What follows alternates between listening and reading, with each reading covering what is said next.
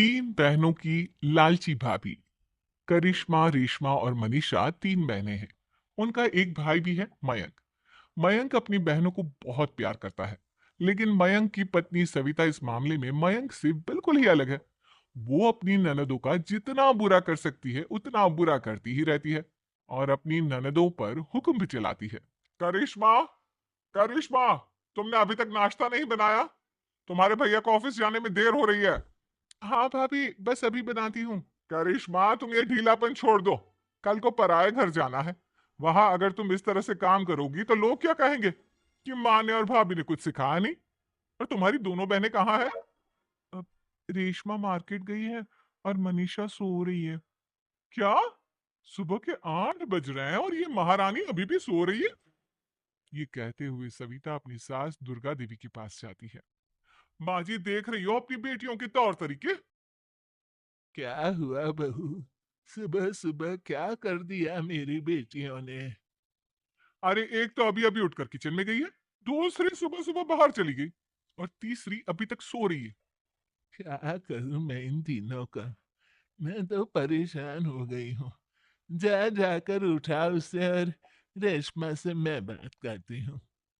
सविता सीधा मनीषा के कमरे में जाती है और उससे कहती है, महारानी, जल्दी उठो, सूरज सर पर आ गया है। भाभी, थोड़ी देर और सोने दो ना। मैं रात को लेट सोई थी। वो क्या है ना, यूनिट टेस्ट चल रहे हैं। शराफत से उठती है या नहीं, या फिर पानी की भरी बाल्टी डालूं तेरे ऊपर? नहीं नहीं भाभी, मुझे बिस्तर में नहीं नहाना, उठती हूँ मैं। मनीषा जल्दी से उठकर बाथरूम में चली जाती है। सभी आराम से बैठकर नाश्ता कर रहे होते कि तभी रेशमा बाजार से हाथ में सामान लिए आ जाती है। रेशमा को देखते ही सविता उस पर बरस पड़ती है। लो, आ गई महारानी।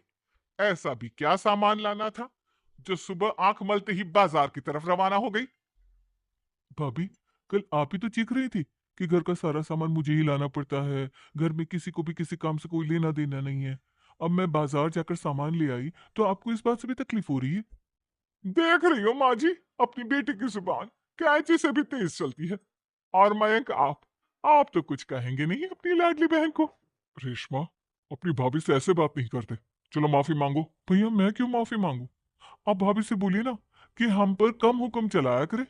हम इस घर की बेटियां हैं और आपकी पत्नी की ननद है, नौकरानी नहीं। लो, कर लो बात। इनकी भलाई के लिए कुछ भी बोलो तो इन्हें बुरा लग जाता है। इस घर में यही इज्जत है मेरी। देख लो माँ जी, आपकी बेटी किस लहजे में मुझसे बात कर रही है। सविता वहां से चली जाती है। मयंक को बहुत गुस्सा आता है, वो भी वहां से चला जाता है। फिर करिश्मा रेशमा को समझाती है। रेशमा, तुम्हें भाभी से माफी मांग लेनी चाहिए थी ना। लेकिन दीदी, मैंने कुछ किया ही नहीं, तो मैं माफी क्यों मांगू? हाँ का रेशमा दीदी, रेशमा दीदी जैसे ही घर में आई भाभी ही उन पर चिल्ला रही थी। हाँ, मैं मानती हूँ कि गलती भाभी की थी। मैं तो इसलिए बोल रही हूँ कि भाभी ने माँ को तो पूरी तरह अपने वश में कर लिया है। वो हमारी बात सुनती ही नहीं।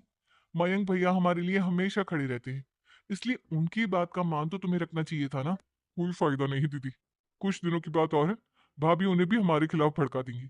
फिर वो भी माँ की तरह हमारी किसी बात का विश्वास नहीं करेंगे। इसी तरह सविता अपनी तीनों ननदों को किसी न किसी बात पर परेशान करती रहती थी। एक दिन मयंक अपनी तीनों बहनों के लिए गिफ्ट लाया। करिश्मा, ये तुम्हारे लिए हार का सेट। रेशमा, तुम्हारे लिए सुंदर सी ड्रेस। और मनीषा, तुम्हें किताबें पसंद है ना, तुम्हारे लिए किताबें लाया हूँ। थैंक यू भैया। थैंक यू भैया।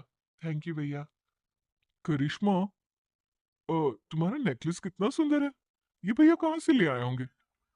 मैंने भैया को 3 दिन पहले फोन पर ये डिजाइन दिखाया था, और आज भैया ये ले आए। सविता तो अपनी ननदों की गिफ्ट्स देखकर जल गई, और करिश्मा का नेकलेस तो उसे भी बहुत पसंद आया था। अपनी बहनों के लिए कितना अच्छा नेकलेस लेकर आए हैं। मुझे कभी कोई गिफ्ट नहीं दिया।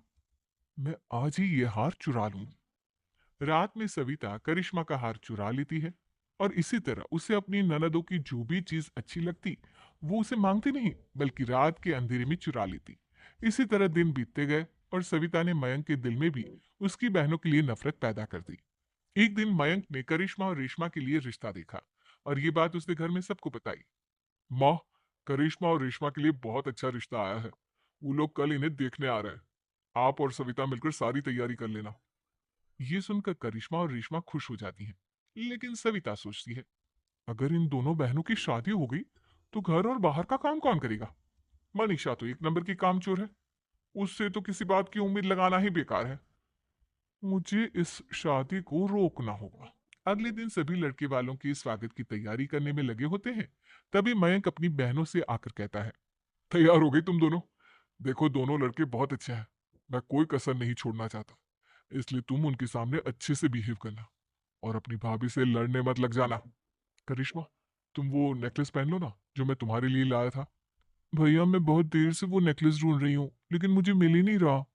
क्या? तुमने नेकलेस खो दिया? तुम्हें पता भी है वो कितना महंगा था? तुम कोई काम ढंग से नहीं कर सकती। मयंक गुस्से में वहां से चला जाता है। थोड़ी देर बाद लड़के वाले भी आ जाते हैं। वो दोनों बहनों को पसंद कर लेते हैं और रिश्ता पक्का हो जाता है। लेकिन सविता के दिमाग में तो कुछ और ही खिचड़ी पक रही थी।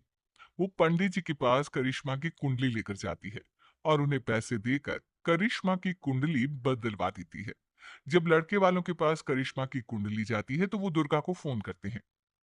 बहन जी, हमने करिश्मा की कुंडली अपने पंडित जी को दिखाई थी। आपकी बेटी की कुंडली नहीं बल्कि दोषों का पिटारा है।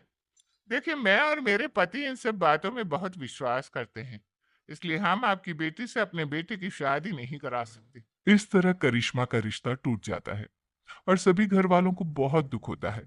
अब कविता सोचती है, चलो करिश्मा का तो रिश्ता टूट गया, अब रेशमा का भी रिश्ता तोड़ना है। क्या करूं क्या करूं? अब सविता आवाज बदलकर किसी अननोन नंबर से रेशमा के होने वाले ससुराल में फोन करती है। हेलो, मैं कौन हूँ कौन नहीं ये आपके लिए जानना जरूरी नहीं। बस इतना सुन लो कि रेशमा का 2 साल से किसी के साथ अफेयर चल रहा है। बस रेशमा का रिश्ता तोड़वाने के लिए सविता का इतना कहना काफी था। अब रेशमा का भी रिश्ता टूट गया। मयंक और दुर्गा देवी ने रेशमा को खूब खरी खोटी सुनाई और उससे बार बार उस लड़के के बारे में पूछने लगी। आप दोनों मुझे क्यों परेशान कर रहे हो? अरे कोई लड़का होगा मेरी लाइफ में तो मैं बताऊंगी ना। जब कोई है ही नहीं तो कहाँ से लाऊं मैं कोई लड़का? तो तेरे होने वाले ससुराल वालों को फोन किसने किया था? माँ मैं नहीं जानती किसने फोन किया था, मैं सच कह रही हूँ। मैं तो पहले ही कह रही थी इसकी लगाम खींच कर रखो, लेकिन मेरी सुनता ही कौन है। आप चुप रहिए भाभी, ये सब आपका ही किया धरा है। अब तीनों बहनों को विश्वास हो जाता है कि ये सब उनकी भाभी ही कर रही है। तीनों बहनें अपनी भाभी को सबक सिखाने के लिए एक वकील कर लेती है और घर में हिस्सा मांग। देखो भैया, माँ बाप की जायदाद में जितना बेटों का हक होता है उतना ही बेटियों का, इसलिए इस घर के 4 हिस्से होंगे और हमें अपना हिस्सा चाहिए। मैंने तुम्हारे लिए क्या क्या नहीं किया और तुम इस घर में हिस्सा मांग रही हो? भैया, आप और माँ हम बहनों की कोई बात नहीं सुनते हो और भाभी हमारी शादी नहीं होने देगी क्योंकि उन्हें लगता है कि आप हमारी शादी में ज्यादा पैसा लगाओगे और उन्हें हम जैसी फ्री की नौकरानी कहाँ मिलेगी। तो हम भाभी के साथ तो रह नहीं सकते, हम बहनों को अपना हिस्सा चाहिए। अरे तुम्हें शर्म आनी चाहिए अपनी भाभी पर ऐसा इल्जाम लगाते हुए। वो तुम्हारे बारे में कितना सोचती है। हाँ माँ, भाभी हमारे बारे में बहुत सोचती है। दिन रात बस यही सोचती रहती है कि किस तरह से अपनी तीनों ननदों को परेशान करूं और कभी मुझे पढ़ने भी नहीं देती। दोनों बहनों का रिश्ता भी तो इन्होंने ही तोड़वाया है और रात में हमारे कमरे में आकर हमारी चीजें भी चुराती हैं। इसी तरह सविता की तीनों ननदें अपनी बात पर अड़ी रही। अब कोर्ट में तारीख भी शुरू हो गई। जब सविता को लगा कि उसकी तीनों ननद इतनी आसानी से नहीं मानने वाली, तो उसने अपने पति और सास को सारी सच्चाई बता दी और अपनी तीनों ननद से माफी मांगी। मयंक और दुर्गा को भी अपनी गलती का एहसास हो गया। अब सविता खुद करिश्मा और रेशमा के लिए अच्छा रिश्ता ढूंढती है और उनकी शादी करवाती है।